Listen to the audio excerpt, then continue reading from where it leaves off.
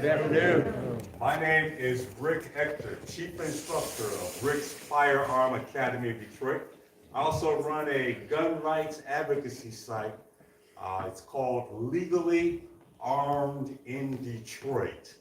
And if you can visualize the acronym, I'm finally sheepish in saying it because I'm in church today. And let me tell you, I am eternally grateful for Pastor Buddy allowing us to again use his church to conduct a class. It was approximately 2 weeks ago. We did a course here. It was roughly, well, the first time we did it was 2 hours, and then last time I did it was 3 hours. It was basically to update everyone on some of the recent changes in the Michigan statutes as it relates to guns and the use of guns. And as you know, if you're pro-gun, if you're a Second Amendment advocate, we had some legislation that was pretty much rammed down our throats from a legislative standpoint. They finally got their red flag laws. There's a storage law. There's also a new domestic violence statute that has some interesting provisions in it, and registration laws. So yeah, not looking very good here in the home state of Michigan. As a matter of fact, the only reason that they're not actively pushing and making a lot of noise about additional regulation is because right now they are shy 2 members in the Michigan House. They recently won local elections, so we're currently tied in the Michigan House. I believe it's tied. It's either 47 to 47 or 57 to 57. I can't recall which. I just knew it was a 7 in there, and it was at least 4, right? But the key point is they're looking to fill those positions within the next couple of months. So then we'll be bracing ourselves for potentially some more rights stripping, freedom infringing legislation. But let me stop doing that, because that whole legal statute change business is not even why we're here today. Reason why we're here today is because we are participating in a new version of this seminar. This seminar is called Lethal Force Survival Stories. I initially started this series, may have been as early as 10 years ago. And the format was fairly simple. It's pretty simple as we're going to do it today. It's a very easy format. I've invited speakers through every iteration of this program. And the speaker in one way or another had a violent encounter with bad guys. And as a gun rights advocate, as a firearms instructor, advocating that individuals at least consider taking on a more active role in their personal protection. Whether that actually equates to them buying a firearm and getting a concealed pistol license, or considering other training, there are definitely other options out there. Those, I think, are the most direct solutions to violent crime, but there are other solutions out there, like such as move to a nicer community, right? But everyone doesn't necessarily have the ability and the financial wherewithal to just leave their belongings and leave the community. Unfortunately, there have been a lot of scenarios that have played out that way. As a matter of fact, there were some people in local news programs who did exactly that. They suffered a crime, they immediately left town, and they hired people to move their furnishings and take them to the new location. If they took a financial beating on the eventual sale of their property, so be it. They felt that their safety and that their security was of primary consideration, and if they lost money on the house, they really didn't care. They left thinking, okay, my life is the most important thing, and if I have to cut and run, so be it. I actually personally considered that option many, many years ago. Approximately 20 years ago, I was indeed also a crime victim in my own driveway in Detroit about 20 years ago. And it was a really interesting, surreal experience. I did not picture myself as a crime victim until it actually happened. I was in the garage moving some things around after I came home from work. And as I went to lock up the garage, two guys that I did not know introduced themselves, right? And as they introduced themselves, they produced a gun, and I'm like, okay, good. Wow, I'm having a surreal experience. And as it's happening, I'm watching these two guys, and it's like in Star Wars, you have the evil overlord, and you have the apprentice, right? And this older criminal is directing the younger criminal how to efficiently relieve me of my belongings. So at the end of the day, they got anything that I had of value on me. None of it was truly expensive, truly valuable. The most important, most valuable thing was my health and my welfare. I was not shot, I was not beaten, but a little shook up by the ordeal because that was when I discovered that no matter how tough I thought I was mentally inside of my head, if you have two evil people who have guns who have no qualms about using them to relieve you of your property, then they will do so. And so I was just there, wrong person, wrong place, wrong time, right? My own driveway is the wrong place, wrong time. But add two bad guys and that's how we get there. But what I wanted to do was to always continually learn more, acquire new skills. I took that as a learning experience. I immersed myself in firearms training. I got more into guns, started buying more guns. Got a concealed pistol license, racked up certifications. Then I became a training counselor and training people to be firearms instructors. And then that transitioned to advocacy work.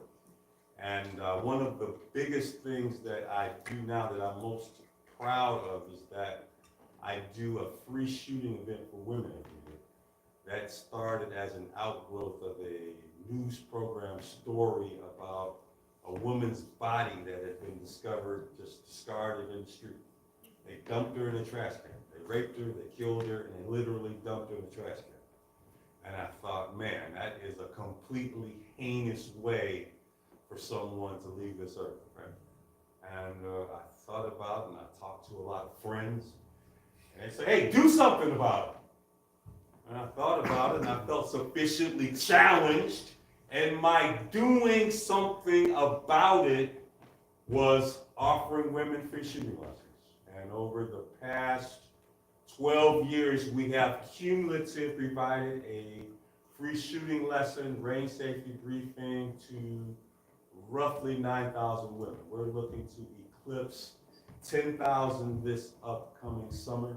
A lot of people have started asking me already, Rick, when is the next one? When is the next one? When is the next one? As eager as they're asking me because they want to go to the gun range and shoot, I'm eager to provide resources for them to do that. Provide them with the gun, provide ammo, provide one-on-one instruction with a firearms trainer in the booth with them. So I'm very eager to continue that and to eclipse 10,000 mark. And going back to this program today, I did 2 prior iterations of this program, and the thing that I really love about this program is that it gives a really interesting perspective on what it's like to be involved in a violent crime. I have 2 people that I invited to be here today, and they graciously accepted my offer to show up and to speak with you all about their experiences. And when I was talking to both people, I wanted to let both of these gentlemen know that I definitely appreciate them volunteering to participate in this program and to be willing to share their individual experiences. For many people, if you ask them to go somewhere and to walk up to a microphone and to say, hi, my name is, most people would rather die than to do that. And it is hands down, and it's a documented fact that the number one fear that a lot of people have is walking up to a mic and speaking. And so to that fear, I don't think these two gentlemen have that problem, but I definitely appreciate their willingness to share their story. And the things that I was asking them to develop or to present from their stories was to give us an appreciation of where they were in their life, what they had going on, what they were doing, what their perceptions were about guns, if they had any experiences with firearms, how did this event unfold, how long ago was it as they have matured and developed and learned more about guns and personal protection. Were there some things that they probably shouldn't have done? What were some life lessons that they took out of it? If they actually used their firearm, well, what were the consequences of using that firearm? Did the government, did the state get involved? Were they under investigation for potential charges, time incarceration, financial fines? Were there any financial consequences? Were they laid off from their job, or were there opportunities for employment or earning an income? Were they diminished? Was there a ruling by the appropriate authority, the prosecutor? Was there an individual case? What was the verdict? And ultimately, in the aftermath, not if it was going to happen again, but if they were older and wiser and more experienced, what changes might they have considered going forward, looking back? And I thought that that would be a tremendous benefit if I could get two brave, adventurous souls to step up and to provide their story. And the first guy I've known several years now, and he graciously accepted my invitation to be a part of this program. We actually worked also too on a previous program. Question? Are they okay with us taking their picture? Both said okay. And there was a National Rifle Association program, the NRA, that came to town, and they did a Detroit story on people and guns. And my first guest had significant coverage in that NRA movie video. I believe the name of it was Detroit Armed and Determined. Had a lot of Chief Craig, who was a very pro-gun police chief here in Detroit a few years back. But with no further ado, please give a warm reception and welcome to my buddy, Mr. Daryl Standard.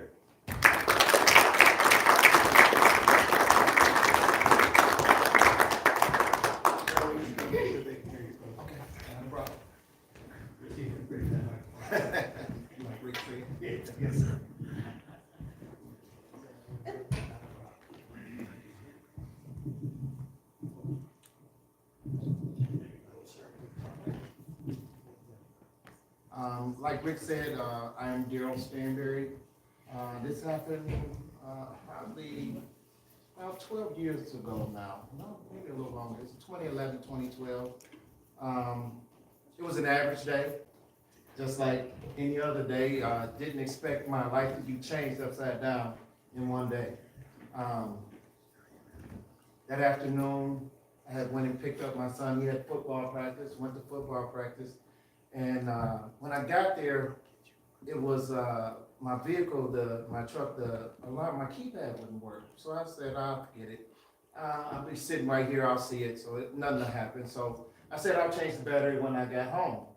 So on my way home, after I dropped my son off, going home, it was daylight. It was like 8 o'clock in the afternoon. And on my way home, I happened to look over at a gas station on the corner of 6 Mile and Evergreen, and there was nobody in the gas station. I was like, well, I'll just pull over in the gas station and get some gas real quick. I needed some gas. And only God was with me at that time, because something told me, I'll just leave the truck running, you run in, pay the gas, and come on back out. I jumped out of my vehicle. All four of my windows were down as well. I jumped out of my vehicle, and the vehicle was facing this way, and the gas station door was on this side. And I came around the vehicle and was headed into the gas station. And as soon as I turned around and looked, it was somebody getting into my vehicle. I don't know where at that point, I didn't know where they came from because there was nobody around. So at that point, I turned around and immediately walked back to my vehicle, and I was on the passenger side, and I told him to get out of my vehicle, and he turned around and gave me some expletives and told me to get away from there. So I stood there. At that point, I seen him reach in his pocket because I didn't move. When he reached in his pocket, and that's when I pulled out my weapon, and I just held it to my side. And when he reached in his pocket to pull it out, I just stuck my hand in the window and shot one time. And he took off in my vehicle, and I thought I had missed him at that point because he took off. He was gone, went down Evergreen. So I went back inside of the gas station to tell the guy to call the police, and he told me to get out of there or something. So I started walking back out. And at that point, I guess it was adrenaline or that traumatic experience. I imagined seeing a kid down by my side, and I said, "No, buddy, you need to get out of here." But as things went on, I realized that really didn't happen, but I guess my adrenaline was flowing so fast, I imagined this little kid being there. So as I walked out, I called 911 and told them what had just transpired. And the next call was to my mom because I needed her to get there because I didn't know what was going to happen at that point. And so I looked around, and across the street, there were like 4 other guys. He must have came from over there with them. They started running. They ran in the house. Some ran in the house. Some went around back. So at this point, I didn't holster my weapon because I didn't know what was coming next. So as I came out of the gas station, I heard a boom. And I knew that I had hit him then because I figured that was my truck. He had crashed. So I was going towards where I heard the boom at. And I still had my weapon out because these gentlemen were standing around looking from behind something. I didn't know if they were going to come out with a weapon or not. So I started walking that way until I got far enough. I felt like I was out of range for them to take a shot. And I holstered my weapon and went to where my vehicle was. It was upside down in the street, but I didn't immediately approach the vehicle because I didn't know, it was a bunch of people out there. I didn't know if any of these people were with him or not. So I just stayed away until the police got there. First, fire department made it there, and then the police came. When the police came, I walked up to them. My gun was holstered with my hands up. I wasn't a threat to them or anything. And walked up to them and told them that was my vehicle and I'm the one that shot him. And they instantly pulled out their guns, put me on the ground, all that stuff, which I didn't think was fair, but I mean, they have to do their job too. And they put me in the back of a police car. They didn't want to hear what I had to say.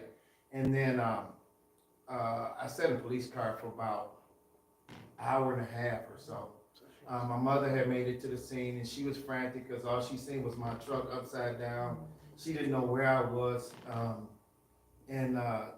just sat there, and then the detectives finally made the scene probably about an hour and a half to hour and 45 minutes later. And once they made it to the scene, because the officers didn't want to hear what I had to say, when the detectives got there, I explained my story to them and what happened. And I seen them walking away with the gun that he had in his pocket. And the detective told the officers to take the handcuffs off of me and for me to go with them. So at that point, I went into the car with them. It was 3 detectives at that point. I'll never forget the sergeant's name. His name was Sergeant Russell. He was a great sergeant at the time because when he took me to the station, he was like, don't be afraid to carry your gun again. You did what was right. The bad guy got what he deserved. But he had explained to me too that Southfield was closed at the time, so everybody was taking Evergreen as an alternate route. The weekend before, like 3 people were robbed on that corner. So he was gonna rob me anyway, he, just that my truck was running, he thought it was gonna be an easy robbery and just take the truck and go. But if I hadn't had my truck running, he would have been on me and had a gun out, and I would have never been able to pull my weapon at all. So God was with me that day and told me to leave the truck running. And so anyways, when we were at the precinct, Sergeant Russell, I'll never forget what his words to me was. He said, I'm gonna take you up to the interview room. I have to interview you for this situation. But he said, I want you to say one thing, and this will make sure nobody ever comes after you so you won't get charged or anything, because you did what you were supposed to do. He told me to tell them, when I was in the interview, to say that I was in fear for my life, which I was. And so we went up, he did the interview, interview went off. While we were sitting in the interview room, he said, I'm gonna call the prosecutor now while I'm sitting here so that we can get underway what's gonna be the next step. So he called the prosecutor right there, and the prosecutor said they weren't gonna forward any charges. So he was like, well, come on, let's get ready to go. So I was like, well, I gotta make some calls. Somebody gotta come and pick me up from the precinct. He said, don't worry about that. So I'm like, why not? He's like, well, just come on with me. And I was walking with him, and we were headed out, and my whole family was there at the precinct. And I'm like, why are all you guys here? Everybody doesn't need to be here. At that point, I was still in shock of what had transpired, because I had never dealt with anything like that before in life. So everybody was there, and the police officers, everybody was congratulating me, and I didn't feel like I needed to be congratulated. You know, I took somebody's life. And it was very traumatic, and my family was with me, and they wanted to go home, and they wanted to stay at my house because I guess some of his family came to the scene, and they was threatening my life or whatever. And my family wanted to stay there with me, and I was like, no, you guys got to go home. Don't worry about me. I'm gonna be fine. And everybody was at my house, and I got home, and I was like, I was really out of it. My mind was out of it completely. I had to seek help after this. I had to go to counseling because I couldn't, my mind wouldn't stop thinking about it. I thought everybody was out after me. It was very, very, it was an experience that I never want anyone to experience. Then the next day I had to go and talk to my son and his mom because my son had to go back to school. It was all over the news, and I didn't want my son to ever have to deal with this. So we had to sit my son down. He was like 11 or 12 at the time. We had to sit him down so that we can let him understand that if somebody approach you, you don't have to talk about the situation. Go to the teacher, the principal, or call me or your mom so we can get there and handle the situation, because some people didn't understand and didn't know what really transpired. But it was a very tragic situation for this young man's family. He was 19 years old, and he lost his life. But then it was traumatic for my family as well. My family, my son, he was shell-shocked to find out that his dad had killed someone. And it bothered him, my mother, it bothered a lot of my family. A lot of my cousins and relatives wanted to stay around me just to, to comfort me, but I didn't want anybody around me. I told them they all need to leave, because at that point I thought everybody was out to get me, everybody, and I don't know why my mind was going there, but it did. So at that point, it was like a week after the situation that I went and sought counseling to kind of ease this situation over. And the more that I went, the easier the situation got. But at first, it was real rough. It was a real rough situation. I was never charged. In the situation. Before then, I guess that's why it was not a hesitation in my mind, because before then I always carried a weapon.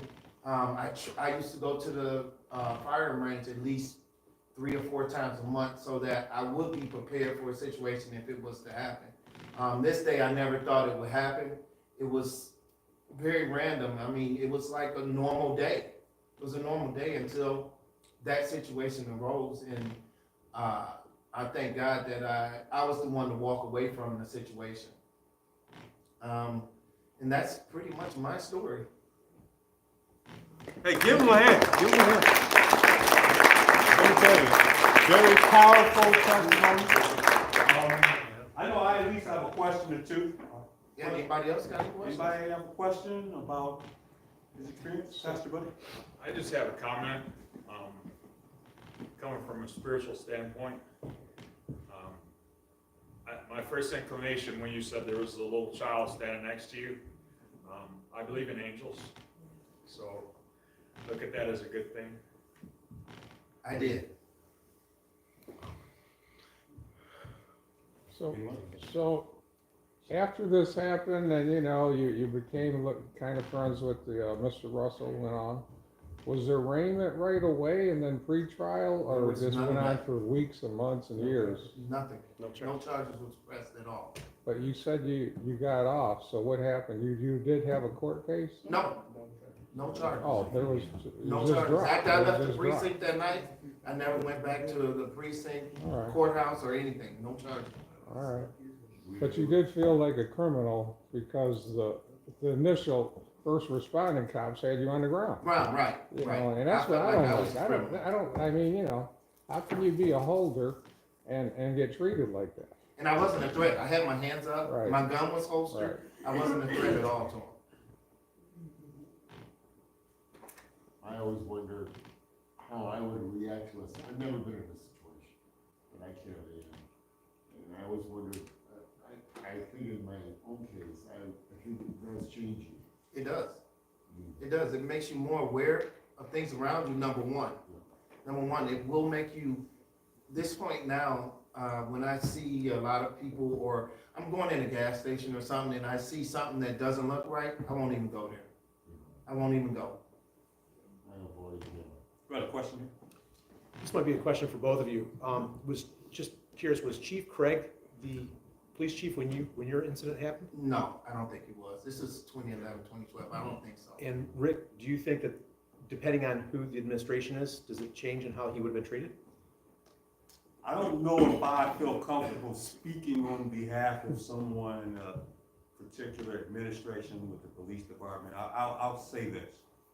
Typically, in many jurisdictions across the country, many law enforcement agencies are not very keen or very supportive of individuals taking on a more active role in their personal protection, actually buying a gun and satisfying all the legal requirements, getting training, going the extra step of getting a concealed carry license, making sure that they know what the laws are and they get it from a credible resource, because it doesn't matter what you think the law is, or if someone gave you some bad information. If you don't act accordingly and or properly, you will be held accountable. I know there were some questions that I had with respect to your experience, and I know I'll bounce that off of Kyle when I have Kyle come up. But as a firearms instructor, and I'm not being critical at all. No, that's fine. You're my friend. Yeah. I love you to Okay. death.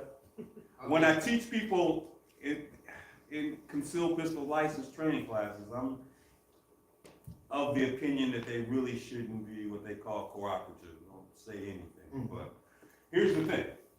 I'm guessing that based on the personalities that you were with that were in the department, that they could size up how it looked.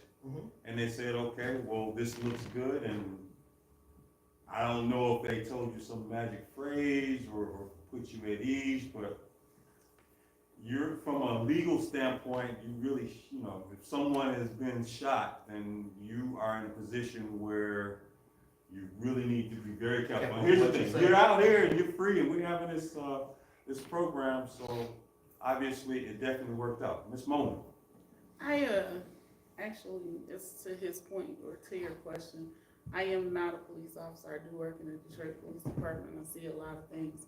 What he experienced is pretty standard operating procedure. It's absolutely something that police will absolutely do. They will essentially detain you. They may even handcuff you and those sort of things. They'll do that for their own safety, even though you were the person who said you were defending yourself.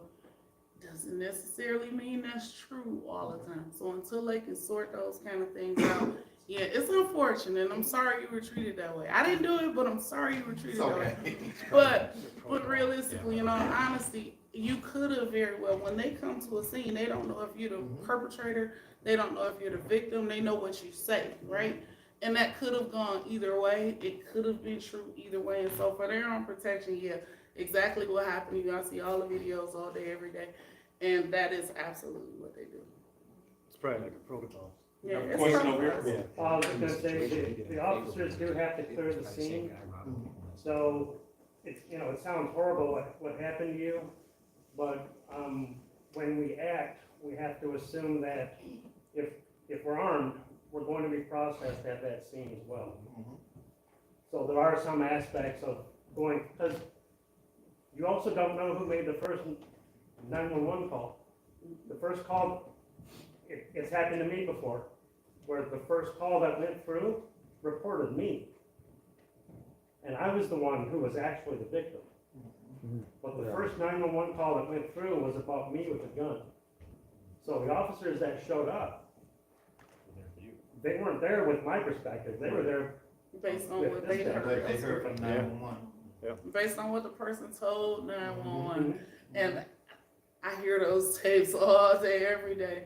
And frequently, that information is all mixed up and jumbled. So when police go there, they have to go based on what they have in front of them. And until it's sorted out, they don't know. Question. First off, I just want to say I'm sorry. Thank you.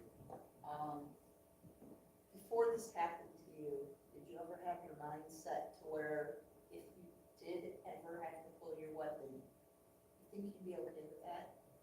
I never really thought about it before because I never thought I would be in that type of situation. So that was never really something that I said, oh, okay, well, if this happened, are you gonna really do it?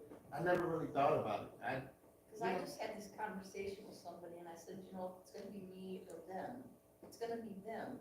And I would have no problem at all pulling my weapon on someone and shooting them if I had to.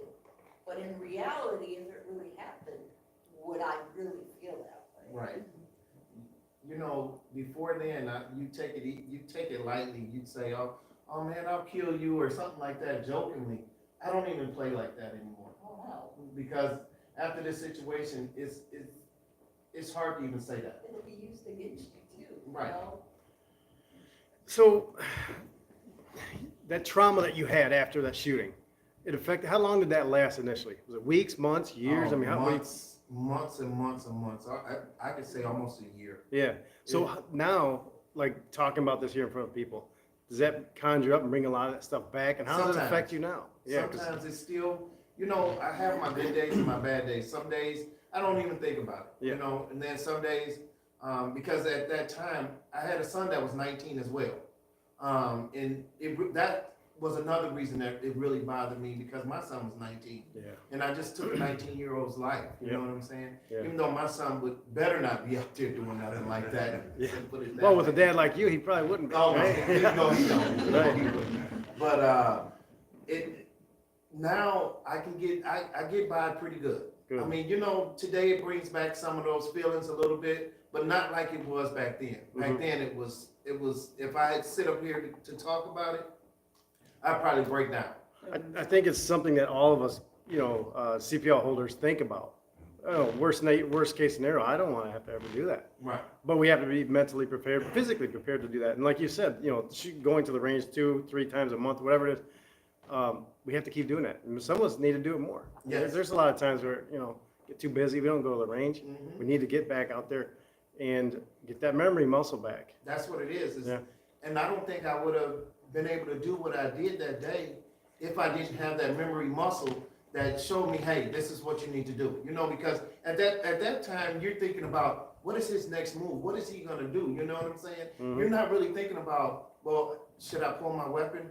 When he reached in his pocket, I knew what he was going for. You know, it wasn't like, oh, okay, here's a piece of candy. You know, no, he wasn't Right. going in his pocket to give me a piece of candy, you know? Yeah. So I knew what he was going to, and that's what one of the detectives asked me too. Well, how did you know he was pulling out a gun? I mean, what else was he pulling out? What are you Yeah. gonna wait? You're not Well, gonna if wait too long. right, am I supposed to wait until he pull it out and then I get shot? I was like, no, and then that's when the other detective was like, well, you did what you were supposed to do.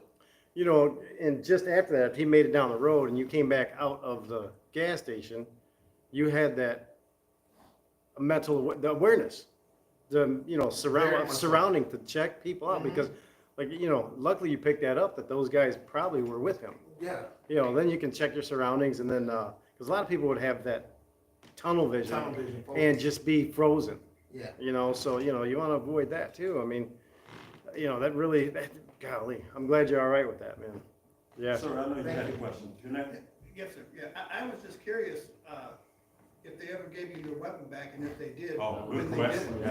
Yeah. All right, so let's talk about that part there. Did they give you your gun back? You were I in did. worthy territory. It took a minute. I did get my gun back. What? I did.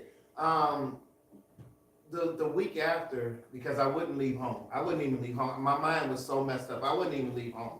One of my cousins came by and he's like, I gotta get you out of this house, man. You gotta get out of this house.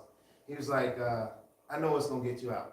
Come on, let's go to the gun store. I'm gonna buy you another gun. And my cousin came and we went to the gun store and we bought another 45. 'Cause that's what I carried, 45. We bought another 45, and at that point I felt kind of at ease because now I could get out and do things. But it took me a little over a year and a half to get my gun back. How did I know? Was there a reason why they kept it that long? What They was said their that they had to go to ballistics testing and all this thing through the state. Did it look as pretty as it was when they took it from you? My state looked pretty good. No additional scratches No, and things no, on the it? state looked Just pretty be good. grateful you got it back. Back, right. Frequently they get lost. Yeah, and well, I got it back. They're I never was- to be seen again. I had spent a lot of money on that gun, so I know I. Oh, you're really fortunate. Yeah, I spent a lot of money on that gun. I wanted it back. Master Buddy? In the litigious world which we live in, was there any recourse from the decedent's family against you? Yes, I had death threats. Matter of fact, I still got a screenshot. My cousin's son's sister was in a Facebook chat room, and they were in there talking about killing me, and she wanted to go on there and say something. Her mom called me, and she wanted her daughter wanted to say something. I told her, don't say anything. Just screenshot it and send it to me. I took those screenshots and took them to the police and made a report. I had a report made, so just in case something happened and I have to defend myself, Again. it was documented. And they file a lawsuit against you? No, nope. I had another incident. He was 19. I had to put my Facebook page on private. His 16-year-old brother reached out to me and told me that I had killed his brother and what he wanted to do to me. Sir, That's did a you have felony. question? Sir? That's a felony. They I could know. have prosecuted them threats over communication device, blah, blah, blah, so on and so forth. More of a comment, but I just want to assure you that you taking the time to take Rick's invitation to be here and share your story is an example of God turning your pain into purpose. Yes, I can tell that you're a man of faith, yes, I am. and he was able to turn this into something positive, something negative into positive. So Yeah. thank you for being here. No, thank you.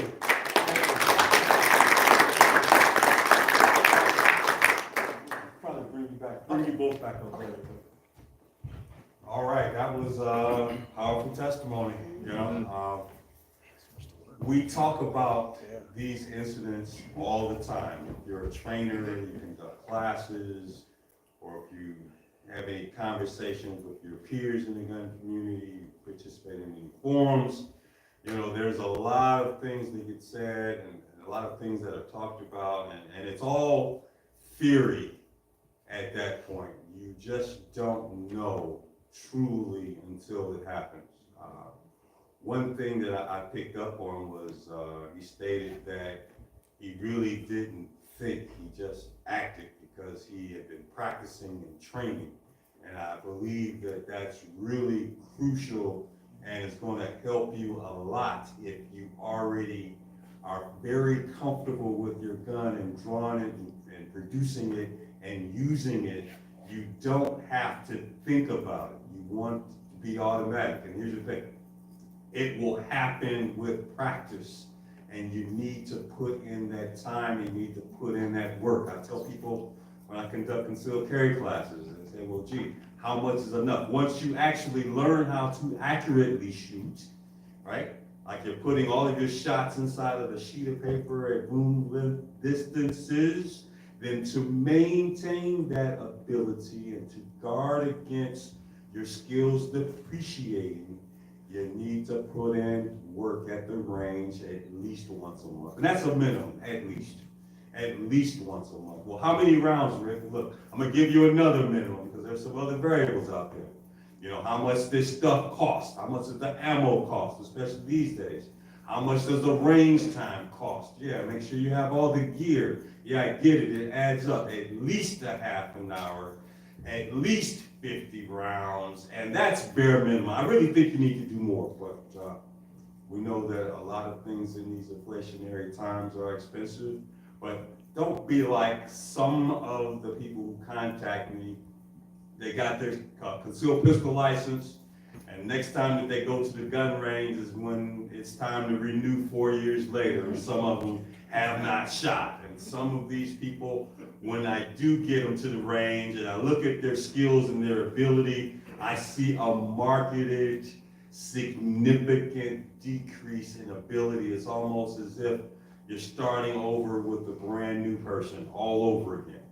You know, once you learn how to shoot, yes, you know how to shoot, but you need to put in the work and the practice. But having said that, I want to transition to something that's extremely important for those of us who lawfully carry firearms for personal protection and self-defense. Using your gun to defend yourself or to defend some other third person that you're allowed to do here currently in the state of Michigan, it carries risk. And we heard some of those risks enumerated when Daryl was talking. You know, there's the risk that you're gonna be arrested. There's the risk that your property is gonna be taken. There's a risk you're gonna be interrogated. There's a risk that someone may take something that you say and use it against you. There's a risk that you may have charges levied against you.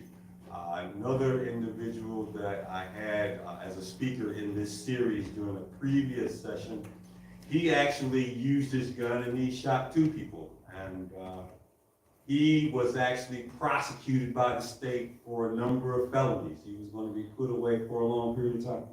They offered him a legal deal, like take this sweetheart of a deal and you won't like go to prison, right? And he actually thought about taking it. And he put his faith in God, and he had a very strong religious family, this pastor and his family and everyone who was at that church.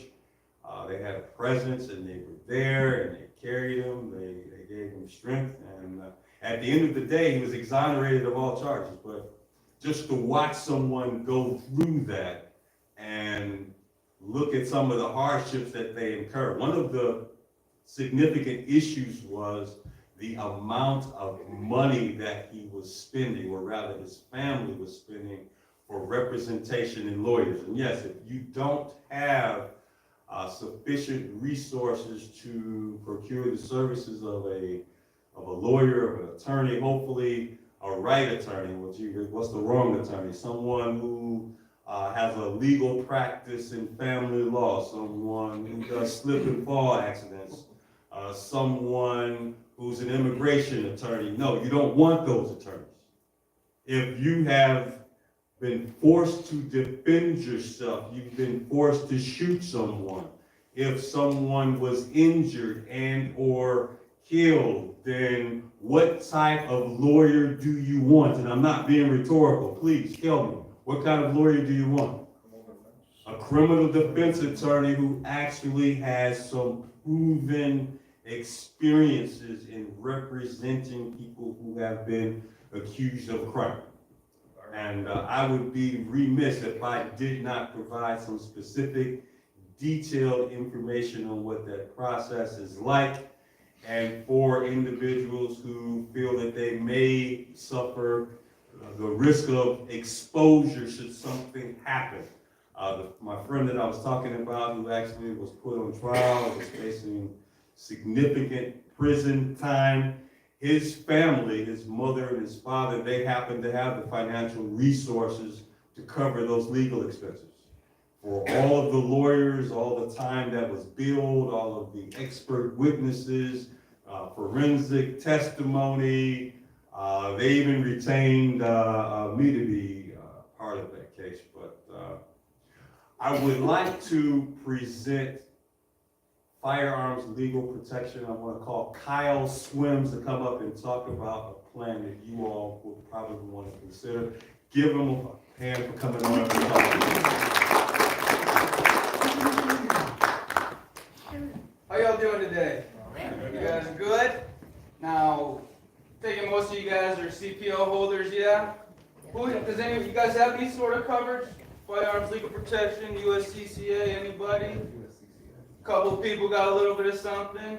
So I'm here to talk to you guys about Firearms Legal Protection and let you guys know that there is companies out there that will take care of that aftermath portion for you. Now, we are one of those companies. I would love to let you guys know what we have to offer for you. So when it comes to, I'll start with attorney fees. Average I've seen for decent self-defense attorneys, average $45,000 to $70,000, $80,000 is what I've seen. Now you want your top-notch attorneys, you know those ones that are gonna fight tooth and nail for you to get you off? You guys are looking minimum 6 figures. Starting off just to get out of bed, start working on each of your cases. If you're going through a criminal, and a lot of times, you're going to face a civil charge as well. That family, if you take somebody else's life, that family will come after you. Even if you took that person, yeah, there's somebody that will come after you. So we want to make sure that you guys have uncapped attorney fees with our company. We take care of absolutely everything for you guys. Now, when it comes to defending yourself inside your home, what do you guys think is responsible for that cleanup? That's you guys, all right? Everything that comes out of somebody's body that's left at your house, you guys are responsible for that cleanup. And you guys are not allowed to touch any of that stuff yourself. If you guys touch any of that, that is a $10,000 fine and is a misdemeanor if you're caught throwing anything away. You have to hire companies to come out and take care of all that stuff for you. You gotta call Surf Pro, Belfort, places like that. Average cleanup I've seen, roughly $12,000 to $15,000. Yes. Now I heard Rick kind of talking about if you have to go through court, a lot of times they're going to bring in expert witnesses, expert investigators for you. They'll hire, CPO instructors if you took one. They all charge something different. We're a company, we want to take care of that for you as well. Now you are a lucky man that got that firearm back. That is very rare, especially in the state of Michigan. We're a blue state. They get a gun off the street, they do not want to put that thing back out there to you. So we are a company that does fight to get your firearm back for you. Now, if we cannot get your firearm back for you within 6 months, we cut you guys a check up to $1,000 to replace that firearm. Now, when it comes to the counseling support, I'm a veteran myself. I had to go to counseling. I wouldn't be here today if it wasn't for counseling support for some of the things I had to go through overseas. I mean, it's truthfully saved my life. I don't care if anybody says that they are. I mean, I've seen the biggest man crumble. Actually taking somebody else's life, that is not a joke. It can have an effect. We're also a company who likes to make sure that you guys have that option to talk to somebody. We want to take care of that counseling support for you guys. And then we also cover lost wages. A lot of times while you're going to court, most jobs aren't going to pay you while you're going through that, right? We're a company that wants to take care of those lost wages for you, give you all a little bit back for it. But the biggest thing is, we're a company who wants to take care of that complete financial aftermath for you guys. You guys, all we want you to do is take care of yourselves, and we want to be that company that steps in, takes care of absolutely everything in that aftermath for you guys. Too many times I've seen people that did absolutely everything right, 100% in the clear, had their lives completely thrown down the drain, all because of our legal system. So that's why we are here. We really love you guys. We want to make sure that you guys are well taken care Now we offer a couple different plans to you guys. As low as $9.95 a month, you guys can have all of that coverage. Uncapped attorney fees here in the state of Michigan. We offer a $21.95 plan. That's where you're getting a little bit of extra coverage in all 50 states. That's where you're getting your bail. You're getting, oh, also bail. I didn't mention that. You got lucky. You were able to completely avoid everything. That's one of the rarest things I've ever heard. Man, you got absolutely lucky. But a lot of times, I've seen people have to bail themselves out. What do y'all think that the average bail is for having to shoot somebody in a shooting situation? 5,000. Average I've seen is $50,000 to $100,000. 10% rule doesn't apply. That's for smaller, pettier crimes. There's a firearm involved, somebody lost their life. Better pray to God you have that full bail amount sitting around because you are going to have to spend it to get out. It's the truth. It's the truth. I am telling you, I've seen way too many times people put up absolutely everything. Families putting up everything. Taking out second mortgages just to cover all of this stuff. But you did nothing more. Yes, ma'am. I was lucky too with Ector. They took all 3 of my weapons. Oh, they took everything. Everything you had? They took everything. Yep. I spent 3 days in jail. I got off with no bail. They didn't know what to charge me. My neighbor called and said I pulled my weapon on him. I'm still going through a court case with him.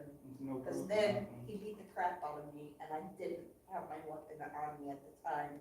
It happened right in my driveway and he But lived she also next never door. pulled her weapon out. Yeah, I never Yeah, pulled. yeah, I had my phone. I was video recording him and he knew it. Tell what it was. Or, He knew that I had my phone because every time he went out to cut his grass, I had to videotape him because they've been known to ram the lawnmower into my truck and stuff. Mm-hmm. And it irritated him that he had no privacy, that I could just videotape him, you know. And yeah, but I spent 3 days in jail and During COVID. took me, yeah, right at the peak of COVID. They told me, oh, everything got cleaned 20 minutes ago. Well, that wasn't right. When they sent a cleaning crew and I actually asked them to clean the mattress, she said, oh, we don't normally clean that.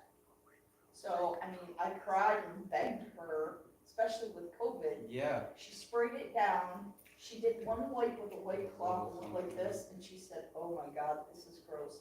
The cloth was black. You know what?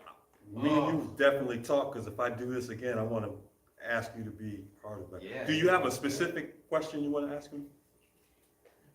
Just, Yeah, I mean, no, that's I really would like a card from you. absolutely. I really would be, because the attorney that I actually hired for all of this was an attorney that I got from Open Carry, who was a complete idiot. Yeah, he gave me a good deal. I'm gonna charge me $2,500 because I'm a member of Open Carry, but he really didn't do anything. I did all the work, you know, That's how and it's supposed to go. oh yeah, I mean, I had to constantly keep calling him, and then I get a phone call from him saying, can you talk to my wife? She thinks we're having an affair. I'm like, huh? Because I kept calling him, trying to ask him questions, because it seemed like he wasn't doing crap, but, you know, I'm a low-income person. I couldn't afford this big Yeah. lawyer to get me out. You know, I got her calling the police station every 5 minutes because she used to work with Mr. Police, Trying to get some answers. you know, and it's just like, it was horrible. Yeah, you that's know. the last thing that we And want. it's something to think about. Somebody could just call the police and tell you, hey, you know, they pulled their weapon on me and your butt's going to jail. It doesn't matter if it was true or not. So that's the new law that just got passed back on February 14th. You guys familiar with red flag law? Yep. Yeah, red flag law is, what it boils down to is anybody you've ever had a relationship with. And they don't define a relationship. Your family, your friends, your neighbors, your lovers, your ex, doesn't matter. They can call the cops on you. Say this person's out of their mind, they're threatening, scary, pretty sure they're going to hurt themselves, somebody else got a bunch of firearms. They need help right away. Well, police are going to come confiscate every single weapon, anything you have to do with firearms. Then you have to go and prove that you're mentally capable to own those firearms. If they deem you're not, you have to wait a year before you can try again. Then 3 years, Then it's 5 years. After that, you are never going to touch again for the rest of your life. Absolutely insane that they could just randomly make something up. And they don't have to come to court. They can do it anonymously. They have to have no proof. You are the one that has to prove that you're mentally capable. So you have to go through all of that. That's that new law that just got passed. And we also do take care of our customers as well with red flag law. But the big thing about, you said you went with open carry to get your attorney. Now, our attorneys that we have under contract with us, minimum 7 years experience in self-defense firearms related claims. Now, with our company, if you decide to sign up with us, if you don't like any of our attorneys that we have, you can bring us your own attorney. Anybody that you would like. We vet them. As long as everything checks out, we put them under contract, and you're still getting all the same coverage, just the same. Biggest thing is we want you guys to take care of yourself. We want to take care of that financial aftermath portion for you guys. Now, if anybody that might seem like they might be interested, I would be more than happy to hang out in the back and talk with you guys a little bit more. I know some of you guys already have it, but I would be more than happy to either A, get you signed up, or B, just answer any questions. If anybody has any questions right now, I'd be more than happy to answer them for you guys. First of all, thank you for your service. Oh, not thank you. Appreciate Second it. of all, I've carried FLP for years and years and years for me and my wife. And I'll put a link in the description of both my YouTube and the Facebook today. So if you're interested, if you're looking in, you're interested, you'll be able to click on those links and get yourself some insurance. Absolutely, because yeah, the majority of the time, you're not going to come out walking away like that. You know, it's either going to be bail or you're going to go to court cases, and that adds up extremely fast. So like I said, we just want to make sure that we take care of you guys in that aftermath portion. Just really quick, you were just speaking on red flag laws. Yes. Again, I work in the Detroit Police Department here. I don't believe all law enforcement agencies at this particular moment even understand fully the process of how to handle a red flag situation. We've had a couple in the city. I just said, rank a picture of a beautiful rifle about maybe a week ago. It was a beautiful rifle, but here's what happened. The person called 911 and said, yeah, this person's mental, blah, blah, blah, whatever the case may be. And they've got a rifle. And I don't think Detroit fully understands that there's a process to just go take a person's gun. But I absolutely sent Rick a beautiful picture of this rifle that was confiscated in the 5th precinct maybe about a week and a half, 2 weeks ago. So just went Because in, they boom. don't understand the process. So definitely we all need to make sure we got ourselves protected, because until this thing is rolled out and everybody's properly educated on it, Takes in some which, time. look how many laws we got that are 100 years old, that our law enforcement, who I respect tremendously, isn't always versed in. So we just gotta make sure we got ourselves protected that way. And Absolutely. FLP will take care of us that way. Absolutely, Hey, thank you. So yeah, so they just went in and just snagged it up. Went in, snagged it up, and sent me Just a like picture that. of it. Just like that. Walk right into your home, take everything that you have related to firearms away from you. All because somebody wants to make something up. Absolutely insane. So like I said, we just want to make sure we take care of you guys. So like I said, I'll be back there. If y'all have any questions, would like to possibly sign up with us, I got a couple of different plans I can talk to you guys about, get you locked in some good discount rates. The one thing I wanted to chime in, and it came to my memory as you're talking about Marcus, the Santa shooter. It's what the media called him. Oh, yeah. Because during his shooting was during the winter, and he had on the Santa Claus outfit, and it was like a media spectacle. Oh my God, Santa shot 2 people, right?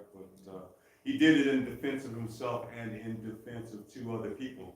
In his particular case, he shared with me the exorbitant price tag that his family incurred. We're talking, in his particular case, with all the expert witness testimony and resources that they had to bring to bear, his family paid in excess of $50,000 on that criminal case. And if it was not for his parents being sufficiently positioned, he probably would not have been able to have the legal team that he had. The one thing that I'll share, hopefully you don't find out, I told y'all, right? Y'all can keep a secret, right? Before his case was resolved, right, by the court, we were talking about firearms legal protection. We had a presentation where some people were introduced to the great program on how it covers all legal fees, no deductions, and certain things have to happen. No, FLP steps in and takes care of everything. And I believe that the question he asked, he knew the answer to the question, but this was one of those scenarios where he felt he had to ask, because if he didn't, he wouldn't get the answer, even though he thought he knew the answer. Well, yeah, he knew the answer. Oh, he definitely. The question was, hey, I have this case, I'm facing numerous felonies, couple people got shot, here's my case, can I sign up today with all of this stuff pending, and you guys will retroactively reimburse me for everything that my family has already spent? Unfortunately, the answer to that question is, That's a big no. no, you're gonna need to consider your position before it actually happens. And yeah, and so, yeah, if we had time machines, we could figure this thing out. Not only can you not sign up and have them reimburse you retroactively, in the middle of a situation, you can't sign up and have them pay moving forward either, because Correct. it's already It's in progress. already happened, yep, thank you. Yep, you already gotta be an active member with us. Like I said, got a couple different plans. I can get you all locked into some discounted rates today for being able to come out here and talk with you guys. But yeah, we will take care of the entire aftermath for you guys. Biggest thing I'll is tell you, take I had care a of yourself. couple of situations that come to mind. You know, I've been fortunate to have a few media appearances, and some people out there. You know what? I am not universally loved, but so be it. You know, the thing about having FLP in my back pocket, literally, is I don't know what person is out there who likes what I do, doesn't like what I do, and the fact that should something happen, my mind is completely and totally focused on the incident and on that threat in that moment. I can just focus on that, just survive the incident. I don't have to worry about how am I going to get out of this? How many charges am I going to get hit with? How am I going to afford an attorney? Who's going to represent me? Oh God, am I going to have to make the decision of go with the public defender, stay in jail? Do I have to make those difficult decisions? It's covered. All I have to do is just make it. Just survive. Just survive, and I don't have to worry about it. But unless you guys have any questions, I think Kyle's going to stick around I'll for be a back second. up there for a couple of minutes. I got a couple more classes I gotta run off to today, but yeah, I'd be more than happy to just be out there and answer any questions that y'all have. I know a couple of y'all already have memberships. You said with the USCCA. Real quick, you know, with the USCCA, I'm a USCCA instructor back when I was teaching. I would never go with their legal coverage. Now, the reason I would never go with them is because they have a recoupment clause. They're an insurance company. If you were found anything other than innocent, you take a plea. You're not 100% in the clear, they can drop you as a member and then come after you and give you a bill for every dollar that they spend on you up to that point. Right away I said, absolutely not. FLP, we're backed by an insurance company. We always take that hit for you, so we will never come after our customers for anything that we ever spend on them. So that's a big difference. And also the phone call. As soon as you guys call FLP, attorney answers the phone, your attorney-client privilege kicks in. USCCA, it's a rep. They can use that phone call and that rep against you. Yep. Yes, Question, Pastor? something to be careful. No, I just had the little Got key the tab. key tab, yes, Yeah, right yeah, there. where I go, it's beat up. Yep. Yeah, mine's got, They say Big follow cars, us, yeah, there's those a are follow dogs. FLP. absolutely. Kyle said he's going to hang out for a few moments. He'll be in the Yeah, I got back. a couple minutes left I can hang out with you guys for, so yeah. Yeah, if you want to come in the back, I can help talk with you guys. Give him a hand for coming up and joining us. Thank you guys, I appreciate you. Hopefully, you all are getting tremendous value out of the information that's being presented here today. Yes. If you are a gun owner, if you have a concealed pistol license, you definitely need this information. The first part is how you should prepare yourself to be ready from a physical training standpoint and some of the things that you're going to experience. Additionally, yes, the legal aftermath, you need to have a plan and to ensure that your future is intact after probably your worst possible moment. But having said that, we have our second speaker, and he and we had initial conversations, and I was very informed in his particular situation. I was actually captivated, and I didn't want to let him go. And off the phone, I was like, man, we got to bring you in and have him hear your story. So with no further ado, I want to introduce my second speaker, Mr. DeAnthony Ford. Give him a hand.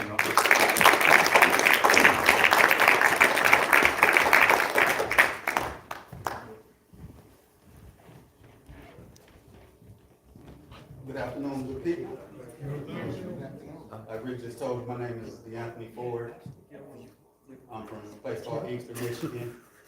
I'm a football coach for 28 years, UPS worker for 28 years. I told you I'm from Ector because it's a small community, 6 square miles. Everyone knows everyone. The grandmas, the grandfathers, the uncles, the aunts, the parents, kids, everybody. And I say that to say, never in my life would I have possibly thought in my city that you know everybody is something that happened to me, because that's the safest place in the world to me. You may see the news, and other people might see the news and be like, oh, Inkster rough or Detroit rough. But the people we don't have a fear to walk around our own community amongst each other. I know the top people, the best people, and I know the worst people. I went to school with them all. I love them all. It's a respect thing when you grow up in the environment I grew up in. You know, you see a guy, he might go down the wrong path. You know, you don't look down on him. You, hey man, what's happening? How you doing? Blah, blah, blah. How's your mother? How's you? You know, so it's that kind of community. You know, does everybody get along? No. Me particularly, I got along with majority of everybody. I've never felt like this person gonna do something to me, that person gonna do something to me. I never felt that. So that brings me to this situation. It was 13 years ago, like June 26th, 2010. I like I said, I coach football. This was a football day. Kind of went into the night. The football players gone. I'm doing coach stuff with all the other coaches. Looks whatever we was doing. So regular day. I work midnight for UPS, so it's not far before I have to go to work.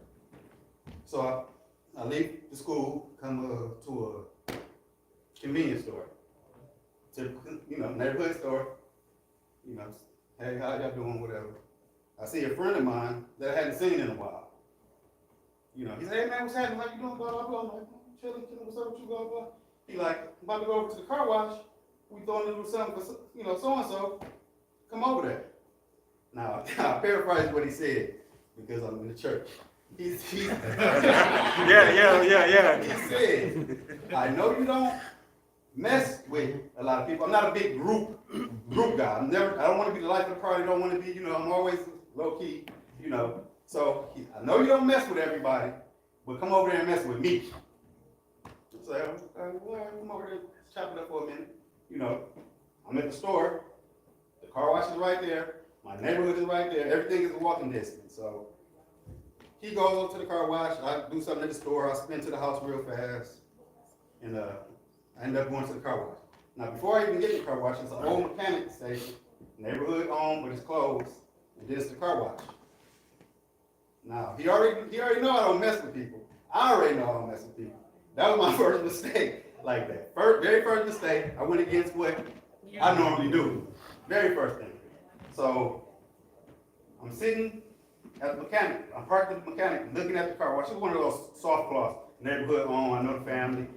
So garage doors open, motorcycles, people out drinking, their music. So I'm watching. I'm just looking, observing, like, okay, blah, blah, blah. I know everybody there, but what's up? And I sat there for like 15 minutes. Now something was telling me, don't go in there. But I'm a man of my word, really. I gave my word, pull up. So, okay, so I said, all right. Go in there. Say what's up, everybody. Handshakes for everybody, hugs, blah, blah, how everybody doing, blah, blah, blah. It was a long line of guys against the wall. Some people sitting down, people over here. I went to each guy, hey man, how you doing, blah, blah, blah. All the way down the line, got right here, what's up? And I specifically seen a guy, I know, like I said, I know him. It's no big deal. What's up, man? Long time no see. This is what I say. He said, yeah. I said, you been all right? He said, yeah. I said, okay, cool. You know, talk to the other people. You know, then I sit down, start talking to the guy who told me to come in. It's no big deal, just regular interaction. I knew my time was only like 20 minutes there, tops. So, you know, we do that, and everybody talking, everybody partying, so it came to, you know, just casual conversation. It came to the point where I was about to leave. Say, yeah, man, I'm out. Oh, you going already? Yeah, I'm going. All right, man, y'all take it easy, take it easy, take it easy, take it. You know, like everybody, same routine. I know all these people. So I walk over there, get in my car. My neighborhood is, you know, walking distance, but gotta hit a couple corners. And I turn in my neighborhood. Now, when I get in my neighborhood, I look behind me. I stay in the cul-de-sac, a place called Brick City. Anybody, you know anything about Easter? 27215 Colgate, sir, very familiar. Right on. The bricks, that's what we call it. So I look at my review, I see my neighbor, my next door neighbor, in my cul-de-sac, the actual cul-de-sac that I moved to Inkster when I was 6. I know everybody. So she's behind me. I see an Inkster police car behind her, and it's off in the distance, there's a truck behind them, but you know, all right, seeing them, okay. Turn my cul-de-sac, back in. My neighbor comes, and she pops her trunk. She's a bowler. She's my friend's mother. She's like 60-something. She was 67 then. She's probably 70 now for sure. So, hey Mary, how you doing? Okay, getting her bowling balls. Take it right next door. I'm on the phone with a very close friend of mine, talking, just pacing up and down the driveway. You all right, Mary? You need any help? No, I'm good. So she goes in the house. Now while she's getting her bowling ball out, this truck that I seen in the distance pulls up to the stop sign. You can only turn right or left. Right is in my cul-de-sac, left is taking you somewhere. They're sitting at the stop sign, I'm on the phone. It's no big deal because how many times you just stop at the stop sign and mess with your phone or something? So I'm not allergic, and it's my neighborhood. So she goes in, all right, see you, Mary. The truck slowly turns to my cul-de-sac, and it comes the opposite way of the cul-de-sac. You normally come in and go right to left. They comes the wrong way. So I'm like, damn, what they doing? Who is that? They pull to the end of my driveway. My driveway kind of far because I'm in the corner of the cul-de-sac, so it goes up. So, all right. I'm not a public speaker at all. You're doing good. I'm a football coach. But, You got this. so they come, So they come, they pull my driveway, they pull to the end of my driveway. I don't see anybody. They're sitting back kind of. So I'm like, man, I'm on the phone, like, hold on. I hear some mumbling or something, but I don't. So it's like, they said my name, I said, who is that? Paraphrasing again, you know, who is that? They don't say nothing. Take a step back, you know. Then I hear a shot. Wow, loud shot. I was a smaller guy back then, you know what I'm saying? The shot hit me in my shoulder and spent me like a commercial or something. It spent me. And when it spent me, it took my legs out from under me and I fell on the concrete. And I'm like, what's going on? Like, what? I'm one of those guys that always prepare myself for every type of situation.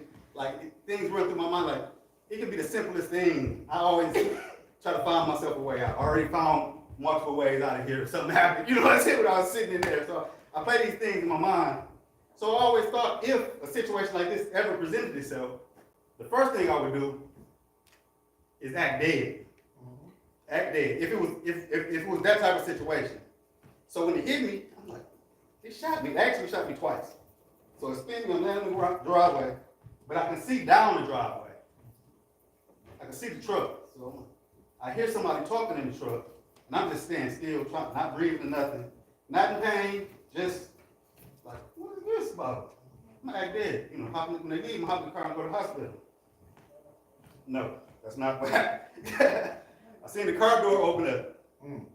I seen somebody jump out. and started like trotting up my driveway. I'm thinking like, we got serious now. It's not robbery, this is serious at this point. So, yeah, so I knew, you know, him coming, you know, he was trotting up towards me on the driveway. It still was a lot, he wasn't shooting from, you know, he was, so, I don't know if anybody back in the day used to watch those Kung Fu movies where like the Kung Fu guys used to hit and jump like that. So I waited till he got close enough and I hit the ground, I popped up, boom, high off the ground. I had to scare him, I know I had to scare him, you know what I'm saying? So then he, you know, in the back of my mind, I always thought I wanted to get shot in the back and get paralyzed, for whatever reason, like you can get paralyzed from the front. But so I turned. And the guy, when I turned, I grabbed his arm, he has a gun, you know what I'm saying? And we tussling him, but it's all a blur so I can't see. But it sounds like it was a long time, but it wasn't because when I tried to stand and fight, I collapsed. I didn't know I was shot, my kneecap was shattered. Everything was, you know, shattered. So when I did that and fell, I fell and I seen my van, you know, underneath my van. So, you know, instantly I started trying to get under the van. He shoot, boom, boom. Stomach, chest, stomach, thighs, all the way down to my big toe. You know what I'm saying? So my adrenaline is really flowing, you know? I'm like, what is going on? I never got a clear picture of the guy. I got a picture of what he was wearing, which was important, but my adrenaline pulled me out. When I was getting under the car, climbing under the car, the adrenaline had me pull myself out on the other side. So the guy was running around, and he stood over me. And when he stood over me, all I seen was the barrel. It was a 40 cal. So I reached and grabbed it. It blew through my hand and hit me in the face. By this time, I was exhausted, bloody, and I didn't have no more fight in me. And I just turned my head, basically waited. And I peeked. I seen him trotting down the driveway, back in the car, and left. So, you know, at this time, I was on the phone. My phone was on the ground. My neighbor's door was open. My neighborhood just went in. They all, you know, they like, what's going on? My neighbor like, she called my name and said, I said, Mary, I got shot. She like, are they gone? I'm like, yeah, Mary, yeah. So she barely comes out. The rest of the neighbors coming out. Of course, everybody's scared. Everybody's terrified. You know. So they all come out. I have a neighbor that was like a grandfather to me. He came out. Now, ever since I was a child, I remember him with glasses on. This is the first time I never seen him with glasses, and he couldn't see nothing.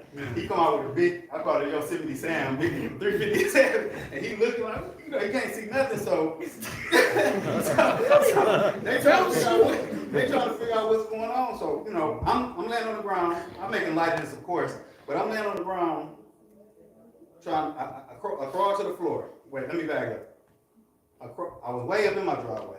I hear my friend on the phone screaming, what's going on, what's going on? The guy's gone. This is before the neighbors come out. I crawl to my phone and tell them I'm shot, bro. But I can't really speak loud. So I'm like, I'm shot, bro, I'm shot. Now I'm a calm person.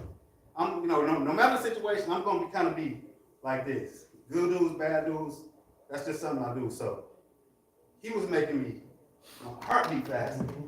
So I actually hung up on him. Then the Mary came, the lady next door situation came. So, you know, she comes out. At this point, I'm just resting. I'm not talking. I'm keeping my heart rate down. You know, looking, trying to assess what's going on. But I'm getting real sleepy. Chaos all around me. The police haven't got there yet. That's another story. But Mary was the first to approach me. What's going on? What's going on? They shot me. Call 911. She gave her my phone. Like you said, she couldn't call 911. She was shaking, could not call 911 for like 3 or 4 tries. Finally got 911, told them where we was at. So then, I'm thinking like maybe this might be it, because I'm getting tired, real tired. So my mom lives in Atlanta, so she gave me a phone, I hit my mom and gave it to her. She instantly started, my mom are friends. She instantly, oh, Miss Benita, oh, once you got shot, I don't know what's going on, I don't know what's happening. Yeah, it's not looking good, it's not looking good. So now, the first responding cop is coming, he get there. I know most of the police, I never seen this guy before, young guy. He pulls up, he looks, he instantly gets on the radio, I'm here, gun shells everywhere. It's not looking good for him, you know, it's not looking good, because I'm just laying there, I'm not saying, I'm not talking, you know, I'm just like trying to reserve whatever energy I got left. So he came to a point in the time with all the chaos around me. I was telling my homeboy this last night, but because I don't talk about this much, so people don't. But if you can remember those old film strips when the movies used to be black and white, and they used to be like 10, 9, 8 before the movie came on. This is what started in my brain, and it was like two sides. The first picture I seen was my preschool graduation, where you had the cap and gown back and going to kindergarten. That was the first one. And then, you know, just different little pictures of your life, you know, things that happened in your life that was significant to you. So my football, my track, graduation, prom. So as these things are going by, it's slow, but then it's starting to come fast. It's going. So now it's getting to today, basically. You know what I'm saying? So I remember I replaced the word, but I said, no, forget that. You know what I'm saying? And I woke up, I popped up and I propped myself up like a kickstand. Now things are coming clear where people are saying, what can we do? You need anything? My neighbor, I said, water, I need water. I need water. I need water. So they all ran and got water. I drank one bottle of water like it was just a sip. It's done. I drank the other bottle, half the bottle, poured it on my chest, and the last bottle, I poured over my head. It just like revived me. And I was up. I was in pain. I was in trouble, but I was up. I could see, I could hear. And I remember this is where this logo came from, still breathing. Because I knew I was still breathing. And that meant I had a fighting chance. You know? So I'm a fighter. I'm a fighter for the team. So I fought my way, you know, the ambulance came, all that police. We don't have the best police department in Inkster, so they was little and no help. You know, they was little and no help. Even though I know something, you know, I didn't get a clear picture of the guy, but you know, it's a small city, so you're gonna find out. But anyway, the EMS driver was telling me, it's looking tough, it's looking rough, you need blood transfusions and all that stuff. And it was a whole ordeal. I get to the hospital, I'm in and out, police right there as soon as they pulling you out. Oh, you know, what's his name? You know any of that? No, I don't know none of that. So they take me back to the ER, ripping everything off. I had damage everywhere, but this leg was particularly worse. I remember the doctor saying, oh man, we're gonna cut that leg off. You know what I'm saying? And I jumped up like, whoa. I'm like, no, don't, you know, don't cut it off. I'm like, hold on. You know what I'm saying? Let's see if we can work with this thing. So you know, that part went on. They discussed the thing, put me out. They put me out, you know, did all these surgeries, multiple surgeries. Like I said, I was shot in my big toe, legs, knees, thighs, chest, head, hand. So I fast forward to, I was out at the hospital for a couple of days. When I woke up, it was my mom, one of my neighbors. This is how I think. My old karate teacher was there. Him and my mom, you know, best. I hadn't seen him in forever, and he was way bigger than he used to be. And I woke up and I looked at the room, and the first thing I said was, "Y'all okay?" And they all bust out laughing. I'm like, man, we okay? You're okay? I reached over and touched his stomach, and we got a chuckle out of that. But you know, that was, you know, the beginning of that whole ordeal. I was in the hospital for 4 months for that. Recovery was much longer. You know, I can't even tell you I'm recovered today. You know, so, but How long ago did this happen? I was just about there. 13 years ago. Yeah, 13 years ago. So it's a whole lot of other stuff, but I can tell. But you know, the main part I got out. You know, so. So it was that guy? Pretty much was that guy. I remember the color, the shirt. I remember the shirt, but I don't expect everybody here to understand how I grew up. It's not like I can go to the police and say, I think it was him. I think it was this guy. You know what I'm saying? So, and in my hearts, I 100% knew the situation was gonna take care of itself, one way or another. Because you know, this is not a person that need to be out here, doing, And it did take care of itself shortly after that, and he did something else to somebody else on my birthday, and got caught for that. But yeah, pretty much that's my story, man. So y'all got any questions? Did he go to prison or did he get shot? He in prison. Okay, thank you. Yeah. It's always another day, another way. Yeah. That's how they get caught. Yeah. Do you have an idea of his motive? What was his deal? A lot of speculation. This guy was I knew the guy. Like I said, he was younger than me. We never crossed paths. Like I said, I know people from all walks, and I'm never in the spot where I'm not supposed to be. Because if I know you're doing this over here, that ain't my thing. I ain't over there. I'll be over here. So me and him never had any. I've seen him many times before that. So I could speculate, but over victim of circumstance and what am I looking for? When you're guilty by association. Yeah, that's what I mean. Yeah, that's what I go with. You were shot at 5 times? 14 times. I probably left that out. Yeah, I left that out. I did. I forgot. 14 times. And I'm assuming he had 16. It was like 2 in the garage. I don't know if I didn't hear another click. I can't give you a dramatic story like it was like click and he. All I know. You gave us a lot of dramatic already. All I know is the last one took it out of me because I knew I was hitting the head, in the side of the face. But I, grabbed the barrel. Straight grabbed and blew right. I remember looking through my hand and seeing the moon. It was big. It was big. And me and the moon have a special relationship now, man. I go out and take pictures all the time when I see the moon, man. But yeah, so, any more questions? So it was a person that you knew from your direct hood, or he was an outsider? I knew him. I You knew knew the who he person. was. Yeah, they had to come right from the car wash. Car wash, there's not too many outsiders at the car wash, it's just community. And there was no incentive. I mean, there was no reason, I never valid got- reason, never- or words exchanged, or No. nothing. The same guy I said, how you been? Long time no see. Did he go through your pockets? Did he, No. nothing? He, No, it wasn't under that. This was not no robbery attempt. And this the fact, if it was a robbery, people could feel a little bit better. No, it was no robbery at all. Person. And it was a personal thing, but not with me. Like I said, I've seen this many times. We never had any run-ins. No, and it's just something you gotta go through. I mean, you didn't, what I'm saying? No, people have different motives we don't know about. So I know you said like when you were initially hit, you went into shock, so you didn't feel anything, but when you started to feel the pain, what did that pain feel like? Because I know a lot of people say it like feels like you're like on fire, it burns, it. Volcano, it felt like volcano. And I remember the EMS saying, how many times you shot? I said, I don't know, but I know more than 9.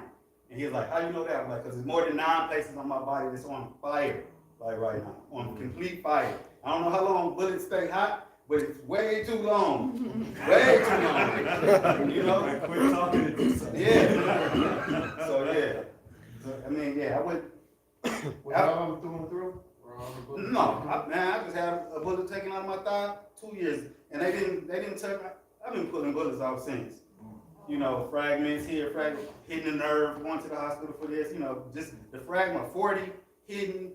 Like I pulled one out myself. It hits all kind of stuff, so I can't even go to the MRI machines. I got a card for when I go to the airport and stuff. You And saw fragments of bullets. oh yeah, they didn't. It's like so many. It's like it was gonna be like a gang operation. It was gonna be, So yeah. So basically, they only mess with them when they started messing with me.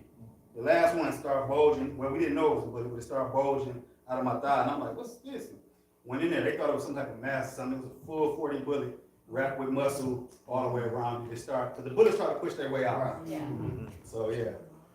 But I know I've always been a gun. I left this part out. I've always been a gun guy. I always loved guns. I started going to the range when I was 12, but I didn't consistently go all the time. But when that guy called my name, I realized the difference between a gun person and a gun carrier. Cause I didn't have a gun on me to even defend nothing. I have a few guns in the house, you know, but like I said, I wasn't overly cautious of, you know, but now since then, of course, I'm a different guy. Right. Totally That's different. changed So, a lot. so what's different now? Yeah. What's different is the trauma for one. So now I can't even I didn't like being around a lot of people before. Now I don't like it at all. So when I get invited to a lot of stuff, I'll be having to stand my friends up. You know what I'm saying? I don't like that, but that part of it, you know, I heard you say about the gas station. I go to the gas station that the police go to all the time. I hop out, what's up, man? You know what I'm saying? I got a liquor store. I got a liquor store that I go to all the time. Same people. I don't trap. I don't go to the hood spot. VP on Cherry Hill. Maybe. I stay in Easter, that's why I'm asking. I know, I heard you say that earlier, but yeah. So the way I move is the number one thing to change. I still overanalyze every situation. Now that feeling that I told you I had when I was sitting there looking and someone tell me, you know, I'll pull up to a wedding, dressed. You know what I'm saying? And I sit there and I play tricks with my own mind, and my own mind tell me, and I'm going, it can be family. I go all the way back home and have an excuse ready. If you get that feeling. Yeah, and a lot of times I'm psyching myself out too, you know, or I go show my face to the wedding or whatever, and as soon as their attention is off me, I'm out. It's just, I mean, it's something I gotta live with at this point. It's no, I got therapy. I've had therapy for 13 years, but now I have 2 new therapists. It's helping me way more than the guy I had initially. I talk to them, each one of them every 2 weeks, but I got a bi-week, you know, so I'm talking to one each week. Do you carry now? Oh yeah, oh yeah. Oh They yeah. changed. You're like, yeah. Oh yeah. And the funny thing is, the way I got in contact with him, in my community, I like to try to I tell everybody, but the women specifically, because it breaks my heart when I see on the news a woman gets kidnapped or anything happens to her. So I always tell the women in my community, carry, because most women don't like to carry. So I wanted to come to him for some more extensive training so I can take it back to the women. And I kept on telling him, I kept saying women, because, and I had to explain to him why. I said, because men don't listen. Men always think, you trying to show them love, or you trying to tell them something they already know, or my uncle did something. Okay, well, women more or less listen to you. You know what I mean? When you tell them stuff like that. So that's how I even got in contact with him. And that's why I'm standing up here today. Somebody was. Could you repeat that? I didn't hear you.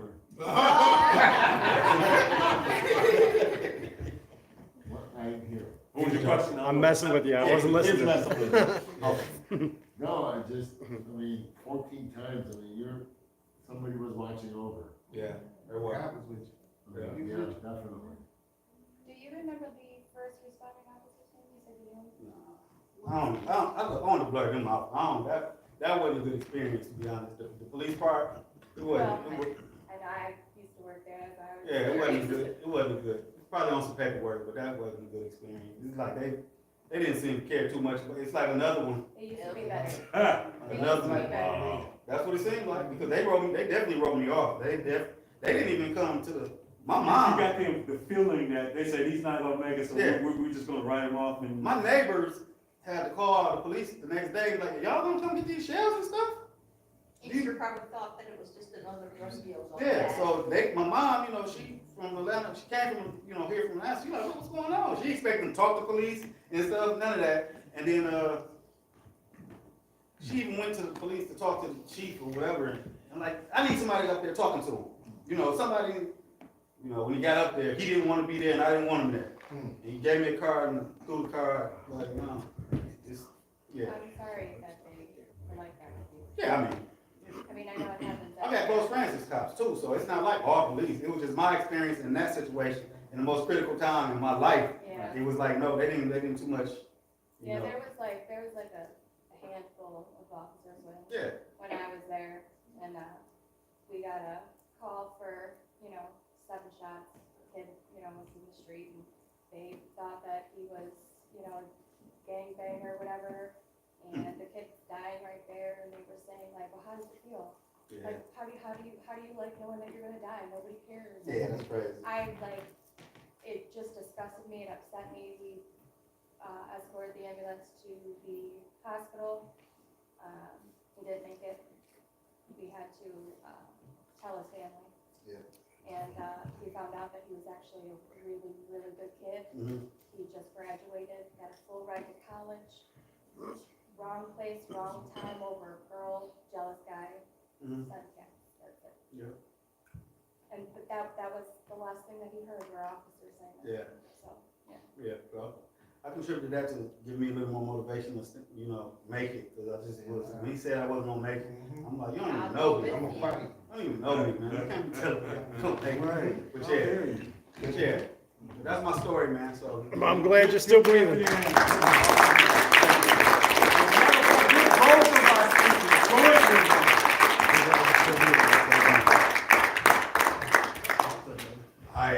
I must say that we had two awesome, excellent speakers today. I was truly enthralled by their testimony, by hearing their story in their words. And you both threw a little humor in it, so. I mean, you find humor where you can, but they were both very powerful testimonies, and I think there's a lot of lessons in these stories, and I think that when we do this survivor story series, I've only been able to do 3 of them, like in the last 17 years, because it's so hard to put these together, because you have to find all the constituent parts, and the most important part is the people who choose to be a part of it, and the fact that they're willing to sacrifice a little bit of their anonymity, you know, to come to a spot, in this case, a church, and to share their story in however much detail that they're willing to share. You know, it requires a certain level of vulnerability that a lot of people aren't willing to do. So to both of my speakers, I truly, honestly appreciate both of you and for your willingness to do that. I believe you gave tremendous value to all of us here in person watching, and we got a couple of broadcasts going over the internet right now, and truly appreciate that. And also, too, I want to extend appreciation to Pastor Buddy for, again, opening his church up to my shenanigans. Whenever I have some crazy idea, Pastor Buddy says, "Here's let's make it happen." I did not, was not required to compensate him in any way for the space, but despite not having to do that, we're in church today. I don't want to let's all take up an offering for Pastor Buddy and make a contribution to the church for allowing us to come in on this day and to have this program, because I'm truly appreciative of Pastor Buddy. Hey, as a matter of fact, there's one of those collection plates right here. Come on up and make a contribution and be truly appreciated. Also, too, I would be remiss if I didn't shamelessly plug a few things. I am running for re-election to the NRA, National Rifle Association Board of Directors. The election period is right now, and it will be extended for at least another few weeks, 3 weeks or so. If you are an eligible voter, you should have a ballot in your designated magazine. Pull out your ballot, follow the instructions to the T, don't spoil it, don't give them a reason not to count it, and select Rick Director Ector. That helped me get reelected. I truly appreciate that. Wait, can we vote online? It's not an online thing. It's get a ballot in your magazine, in your mailbox, pull it out of the magazine, find my name and circle it. Don't go outside the circle, don't do anything crazy, right? Yes, question. Rick, is that in the most recent magazine, or is it the It's upcoming? the one that just hit your mailbox like within the last week. Okay. It's the March issue. You should already have it. If you're a subscriber, you should already have it. Anything else for me before we wrap up and conclude? Because I want to tell you all, it has truly been my honor and privileged that you all came out to the event today, and hopefully you all received value from this program. And Thank you. I hope that one day in the future that I can actually do this again, because it's really hard to get the necessary resources. Like I said, we had 2 awesome speakers today, and I truly appreciate them both for being here and telling us their stories. So with that, one last I thing. just have a question for the brother right here with getting back to getting, the charges, no charge at all. Do they actually, I mean, it's Wayne County, so do they actually get to prosecutor Worthy that quick? Or she just Let's says, not talk about, I won't want to make her mad. Let's talk offline after. We're gonna wrap this up. Is it possible for them to get And in touch we're with not them? gonna talk about her in this program. Let's wrap this up. Again, I Well, the second appreciate part- you all. Have a great day. Be safe driving home, and also, please, if you can, make a nice contribution. Hey, let's give Rick Ector a round of applause.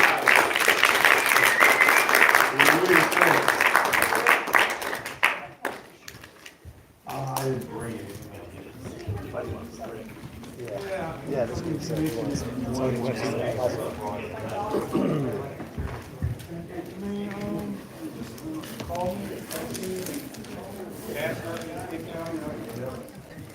So I know the story, though.